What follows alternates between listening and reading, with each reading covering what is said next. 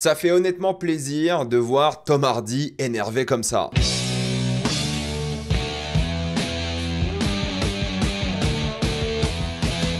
Avoc ou Ravage, si je dis pas de bêtises, en version française. Comme d'habitude, il n'y aura pas de spoiler dans cette vidéo jusqu'à la minute indiquée. Après, on va tout spoiler. Avoc raconte l'histoire d'un policier corrompu qui doit s'infiltrer en pleine guerre des gangs afin de sauver le fils de son employeur, mais c'est là que tout va évidemment dégénérer. Avoc est un film Netflix que j'attendais quand même beaucoup parce qu'il est réalisé par cet homme. Cet homme, c'est Gareth Evans, c'est l'un des plus grands réalisateurs d'action de la dernière décennie. Il a réalisé le très influent The Raid, évidemment, qui a mis une claque à toute l'industrie à l'époque et qui a vraiment motivé plein de gens à refaire des films d'action comme à l'époque et surtout des films d'action, on va dire, asiatiques, indonésiens ici. Il a fait The Raid 2 qui était aussi une claque, je veux dire, les deux sont incroyables. Vous devez regarder les deux. Et ensuite, il est allé chez Netflix. Il a fait Le Bon Apôtre qui était sympathique. Je crois que j'avais fait la critique il y a quoi, 7 ans déjà de ce film. C'était sympa, un peu différent entre l'horreur et l'action. C'était pas forcément mémorable, mais c'était sympathique. Et il a aussi réalisé pas mal d'épisodes, 5 si ma mémoire est bonne,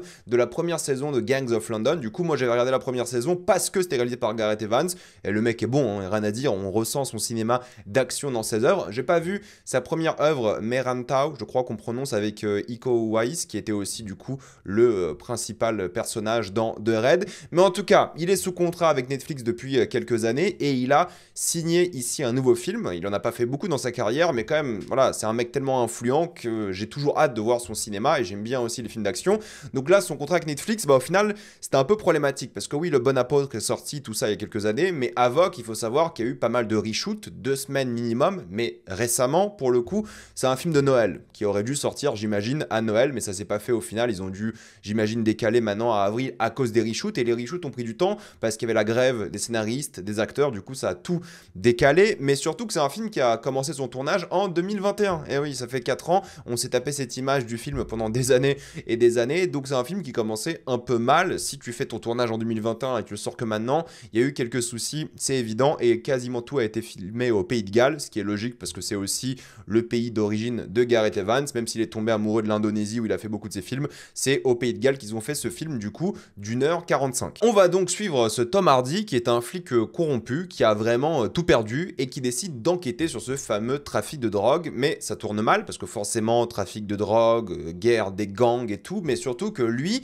doit gérer plusieurs choses. La police de une, il est corrompu, donc faut pas qu'il soit démasqué. Ensuite, faut qu'il gère les autres flics corrompus, les criminels évidemment, et il doit trouver le fils de son employeur, qui est donc à la source de cette fameuse corruption. On va un peu explorer, on va dire, sa psychologie entre guillemets dans le film, même si c'est pas le but, mais on va quasiment suivre que lui dans le film, c'est son histoire. Et c'est intéressant parce qu'au début tu dis ok, c'est une sorte de flic compétent, parce qu'il est vraiment compétent, entre le côté star d'action, hyper compétent physique, il y a aussi des capacités mentales qui sont pas beaucoup utilisées dans le film, je trouve ça un peu dommage, il y a juste une scène où c'est un peu utilisé, celle-ci pour ceux qui ont vu le film, mais tu te demandes vraiment, est-ce que c'est un mauvais flic au fond? Est-ce qu'il est vraiment corrompu? Est-ce qu'il n'est pas juste broyé par le système entre guillemets? Qui est vraiment cet homme-là?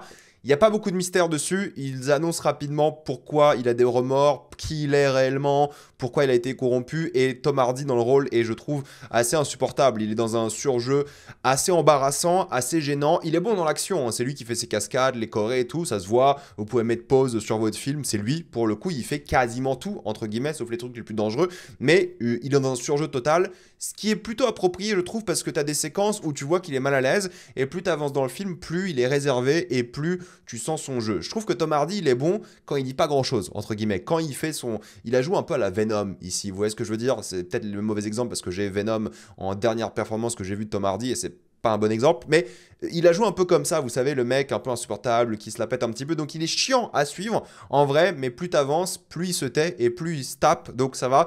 Mais tous les autres, je veux dire que ce soit Forest Whitaker, bon voilà, Balek, hein, disons les choses, rôle inintéressant, oubliable, Timothy Olyphant c'est pareil, c'est pas un film d'acteur pour le coup, et c'est même pas un film de personnages, j'ai envie de vous dire. Si vous aimez les films où les personnages ont, vous savez, des vrais développements, des motivations intéressantes, il y a du vrai drama par rapport à eux, leurs envies et tout, c'est pas ce genre de film pour le coup. Ne regardez pas ce film pour ça, pour l'émotion, la corruption, tout ça. Je veux dire, il y a des choses intéressantes que le film raconte, entre guillemets, par rapport aux thématiques, hein, la vengeance, la justice, cette fameuse corruption, et t'as envie de voir les bonnes choses arriver aux bons personnages, mais c'est pas ce genre de film. Voilà, c'est pas un film de personnage, c'est un film qui a pour moi plusieurs problèmes. Premièrement, c'est un peu l'ambiance, c'est-à-dire que on aura une sorte d'ambiance de film néo-noir, vous savez, sombre, avec même quelques quartiers où il y aura souvent de la pluie, il y aura des quartiers avec ces néons asiatiques aussi pour le coup, parce qu'il y aura des quartiers asiatiques. C'est malheureusement, d'après moi, pas assez assumé, parce qu'au début tu dis ok c'est Gotham, et plus tu avances un peu dans cette œuvre, bah il y a des passages de jour qui sont pas très inspirés non plus, qui sont assez simples. L'ambiance de Noël n'est pas du tout utilisée. Tu dis ok il y a lui, sa famille, Noël, ça va être utilisé, tu sais, je sais pas, je dirais pas que je voulais voir Die Hard ou des trucs comme ça, mais je sais pas, une meilleure ambiance, je trouve un meilleur world building, il y a quelques contrastes sympathiques en termes de visuel par rapport à son foyer familial qui est toujours très bien éclairé et joli, mais ils assument pas vraiment le côté, j'ai envie de dire, voilà, vraiment néo-noir, enquête presque de l'univers, et c'est un peu dommage, même l'aspect drogue est pas beaucoup mis en avant, l'aspect commissariat non plus, je veux dire le commissariat, il semble tout à fait banal, rien d'intéressant, il y a aucune idée visuelle au commissariat, vous voyez à quel point c'est plat ici, comparé à des séquences où là il y a une sorte de recherche au moins esthétique de se dire ok c'est un monde noir, en fait il n'y a pas beaucoup par rapport à ça, même les moments de drogue justement, bon c'est pas ce qui est le plus mis en avant, je suis un peu déçu du world building, il y a des séquences cool, tu dis ok bah il y aura une sorte de triade, ou en tout cas une ambiance comme ça, tu vois mafia un peu asiatique, il y aura ces endroits, le contraste entre le côté traditionnel, les néons et tout, non c'est juste de l'esthétique, il plonge jamais dedans, dans l'univers et tout, et le pire pour moi c'est ce qui est criminel dans l'œuvre, c'est évidemment le début, et pas que le début mais quelques séquences d'action, je prends la séquence du tout début parce qu'on dirait une course-poursuite PlayStation. Là, peut-être, vu que c'est un screenshot, vous vous dites, ok, bah ça a l'air d'aller, mais j'ai l'impression que quand tu regardes le film, c'est full CGI, c'est assez affreux. Ça permet des mouvements de caméra assez sympas. Il y a des mouvements qui sont cool grâce au fait que c'est quasiment full CGI. Je pense que c'est full CGI hein, pour le coup. Mais on dirait une cinématique PlayStation.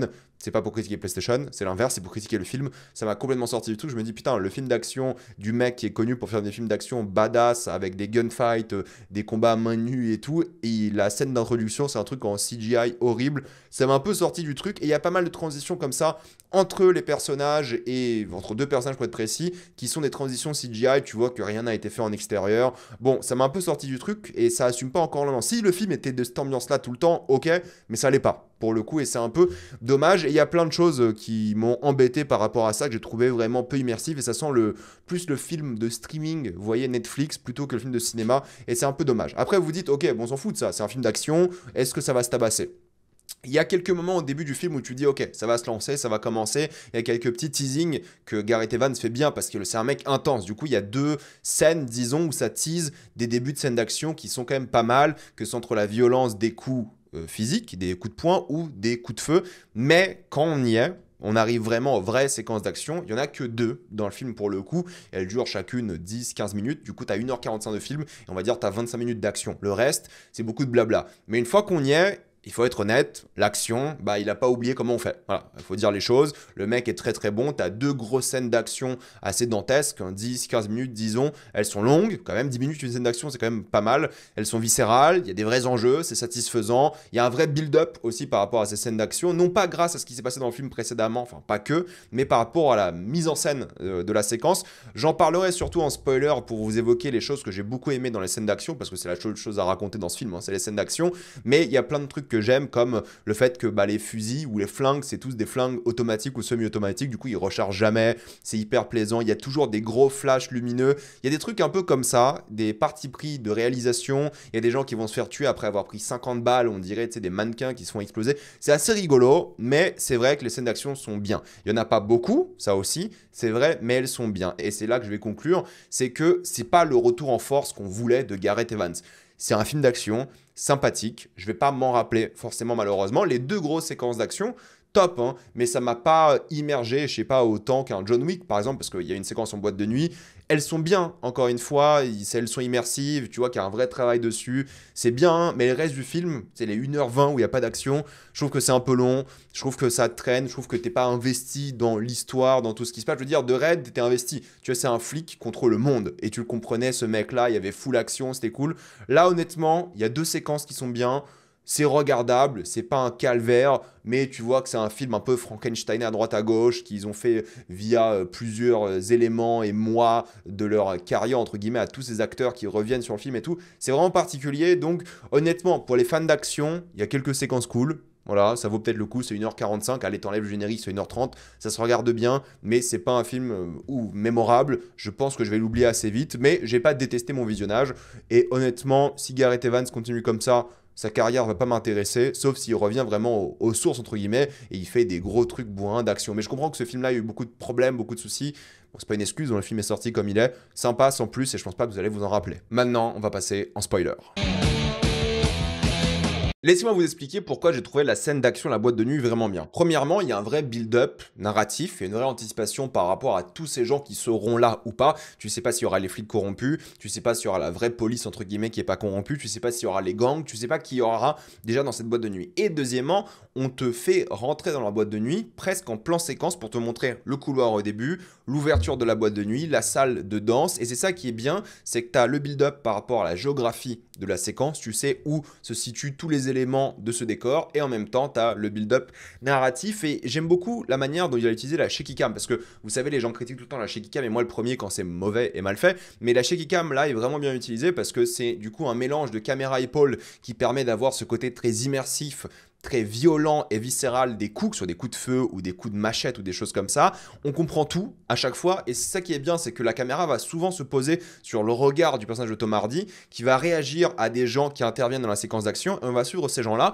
et on sera jamais perdu. C'est ça pour moi qui est vraiment important, c'est l'emplacement des personnages et à quel point les gens vont interagir entre eux via l'action évidemment. Et ce qui est bien pour moi, c'est vraiment le côté vitre. On a toujours des plans comme ça sur le côté avec cette vitre et on se dit ok, je sais de quel côté je suis, et c'est vraiment bien trouvé. En plus, ils vont souvent détruire les vitres et l'environnement de manière générale, surtout après, mais il y a plein de plans comme ça, même la vitre d'en dessous, ça permet de te repérer, tu sais où t'es, t'as même des petits escaliers à certains moments, t'es jamais perdu, c'est ça qui est bien. Et t'as ces moments où t'auras évidemment des séquences un peu plus longues, où ça va se tabasser, ils vont montrer la chorégraphie, ils vont un peu se la péter par rapport à ça, et tant mieux. Et il y aura en même temps ces cuts très satisfaisants où les coups seront donnés, des choses comme ça. Donc je trouve que c'est vraiment une belle réussite par rapport à ça. Mais en même temps, ce qui est cool, c'est que tu sais où sont constamment les personnages, tu sais pas ce qu'ils vont faire, tu sais pas quelles sont au final les alliances entre eux. Du coup, il y a une vraie tension, un vrai danger. Et c'est cool à regarder parce qu'il y a un crescendo émotionnel de une, crescendo d'action qui arrive jusqu'aux séquences en voiture à la fin. Et c'est une exagération totale d'absolument tout. Et c'est ça qui est fun à voir. Donc c'est une séquence de 10 minutes qui est juste hyper satisfaisante, entre la chorégraphie, entre le travail de caméra, entre les coups, le son, la narration. C'est 10 minutes intenses et tu dis ok, le film là a vraiment commencé, et t'as hâte de voir ce que ça va donner par la suite. Et la suite, c'est surtout, on va dire, les conclusions des arcs narratifs, parce qu'ils ont une narration d'action, c'est vrai, mais tu te poses des questions sur est-ce que ce mec, c'est vraiment un bon flic. Tu comprends les remords, hein, parce qu'en fait, lui, il a une vraie solidarité par rapport aux flics. Il a pas envie de tuer d'autres flics, même si lui fait un truc qui est mauvais et corrompu, il a pas envie que les autres subissent cette corruption, parce que ça n'engage que lui en théorie, même si l'un des flics, par exemple, était un rat. Donc il y a des trucs un peu comme ça, où il a des remords, tu sens qu'il est un peu broyé par le système, mais tu sens aussi que c'est sa faute, parce qu'il voulait donner une meilleure vie à sa famille, et à cause de ça, sa famille l'a renié. Bon, c'est un mec qui cherche un peu une rédemption, mais qui n'a rien à perdre, et t'as un peu peur juste d'un truc, c'est qu'il arrive à corrompre, du coup, l'autre flic qui est présente ici, mais au final, non, elle reste fidèle à elle-même, à la justice, à sa moralité, et du coup, t'as un truc à sauver. Lui, tu veux sa rédemption, entre guillemets. Elle, tu veux qu'elle soit pure et innocente dans cet univers qui est une sorte de Gotham où tout le monde peut mourir même si tu n'as rien fait. Et tout mène à ce passage final où, encore une fois, toutes les intrigues vont se retrouver et tu sais que ce sera le grand climax satisfaisant. Et ça l'est. Et pour moi, la grande réussite de cette scène d'action-là, c'est évidemment le fameux mur de la maison. Parce qu'en fait, ce mur-là, il va permettre deux choses. On sera souvent du côté, du coup, de Tom Hardy et les autres personnages. On aura ce point de vue-là. Et on aura les assaillants qui vont venir et qui vont progressivement progressivement démolir ce mur. Et ça qui sera bien, c'est qu'on sera toujours repéré en tant que spectateur dans cette séquence via ce mur, cette barrière et cette vraie géographie qui est mise ici. Du coup, tu n'es jamais perdu et en même temps, cette barrière qui sert de repère, en fait, elle sera progressivement détruite via les personnages, via ces fameux slow motion satisfaisants entre le mixage son, le sang aussi. C'est vraiment très cool de voir ça, disons les choses, hein. C'est vraiment bien rythmé, il y a une sorte de rythme presque musical à la scène, il y a plein de morts, il y a plein de sang, t'es jamais perdu dans la séquence, ce qui est vraiment génial. Et les transferts d'un personnage à un autre sont d'après moi hyper réussis. Parce que la scène d'action, c'est pas que lui, il y a aussi les autres. Et justement, quand la caméra va d'un personnage à un autre, tu sais où t'es. C'est encore une fois hyper satisfaisant, je suis désolé, c'est le mot, mais quand tu as un fusil à pompe qui explose la tête de quelqu'un via une vitre, c'est génial. Et surtout, la manière dont on joue, ces cascadeurs et tout, c'est vraiment top. Donc c'est ça qui est bien, c'est l'interaction entre ce personnage-là, le bordel compréhensible, c'est ça qui est bien compréhensible, hein, du couloir, de toute cette séquence-là, il passe même sous la maison à un moment, c'est hyper bien foutu, c'est un pur plaisir. Ça fait penser d'ailleurs à la scène de la maison dans je sais plus quel épisode de Gangs of London, peut-être le 5 ou 6 de la première saison, ou ouais, première saison je crois. En tout cas voilà, vous me corrigerez dans les commentaires pour ceux qui ont vu Gangs of London, mais ça m'a fait penser un peu à ça, voilà, c'était très similaire, et j'aime beaucoup la manière dont ils font ça, ils mettent tout en avant, c'est ça qui est kiffant, et en même temps, tu as aussi ces moments un peu plus calmes, juste avant la cacophonie finale, hein, où ils se posent un petit peu, ils réfléchissent à ce qui se passe, et c'est eux qui vont être l'enjeu principal de cette scène finale, parce qu'en théorie, eux, ils ont fait de mauvaises choses, mais ils ne méritent pas de mourir pour ce que veulent ces mafieux. Donc c'est ça qui est fort, c'est justement ce moment de calme avant l'explosion finale, entre guillemets, où tout le monde va s'entretuer, la séquence d'avant qui était quelques minutes où ça se défonçait dans la maison, et ensuite de nouveau cette séquence où ça explose.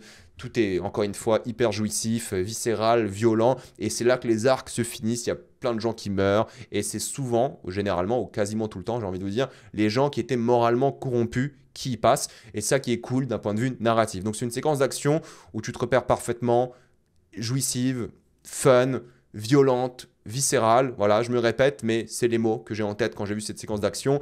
Est-ce que ça sauve, les 1h30 de film? Non, mais voilà, les deux séquences d'action sont bien, pour le coup. Mais c'est tout, je me rappelais que de ça, de ces séquences d'action. Et encore, hein, quand je parlais de Gangs of London, je sais pas si je préfère cette séquence d'action de Gangs of London, qui était un épisode entier d'une fusillade dans une baraque, que cette séquence-là d'action de 10 minutes dans un film, pas une série, hein, parce que Gangs of London, c'est une série, rappelez-vous, c'est pas la même chose. Je sais pas. Donc, mais en tout cas, la scène de la boîte de nuit était cool, mais je vais pas forcément me rappeler du film. Voilà, je voulais m'arrêter là, je pense, pour cette vidéo. Dites-moi ce que vous en avez pensé. Avez-vous adoré ou détesté ce film? J'ai envie d'avoir votre avis. Mettez-moi tout ça dans les commentaires. Pensez à vous abonner à la chaîne pour voir les prochaines vidéos. Mettez un j'aime, ça aide beaucoup la chaîne. Suivez-moi sur tous mes réseaux, que ce soit Spotify, que ce soit TikTok, Instagram ou même Twitch. Et moi, je vous dis à la prochaine fois. Salut à tous.